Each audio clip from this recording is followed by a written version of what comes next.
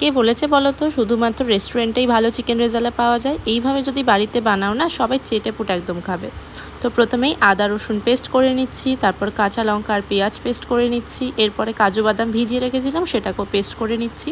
এরপর চিকেন ম্যারিনেশনের পালা। চিকেনের মধ্যে টক দই, নুন, সামান্য গোলমরিচ, সামান্য সাদা তেল আর আদা রসুন পেস্ট দিয়ে ভালো করে মাখিয়ে নিয়ে আমি কিন্তু 20 থেকে 30 মিনিট মতন এটা ম্যারিনেট করতে রেখে দেবো। এরপরে সাদা তেল গরম করে তার মধ্যে গোটা গরম মশলা দিয়ে আদা রসুনের পেস্টটা দিয়ে ভালো করে নাড়িয়ে নিতে হবে। এরপরে যে পেঁয়াজ আর লঙ্কা বাটাটা আমি রেখেছিলাম সেটা এটার মধ্যে দিয়ে দেবো, সামান্য একটু চিনি দিয়ে দেবো যাতে কালারটা সুন্দর আসে।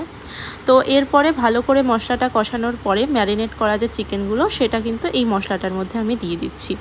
এরপরে দেখবে যে চিকেন থেকে যখনই জল ছেড়ে দেবে তার মধ্যে কিন্তু কাজু যে বাটাটা আমি রেখেছিলাম, কাজু বাদাম বাটা, সেটা একটু দিয়ে সামান্য নাড়াচাড়া করে তার মধ্যে সামান্য একটু জল দিয়ে তার মধ্যে অল্প পরিমাণে নুন, একটুখানি ধনে গুঁড়ো আর একটু সামান্য গোলমরিচ গুঁড়ো দিয়ে আরও 15 মিনিট মতো নাড়াচাড়া করে নিলেই কিন্তু টেস্টি চিকেন রেজালা একদম বাড়িতেই তৈরি। তোমরাও কিন্তু অবশ্যই বানিয়ে এটা ট্রাই করো।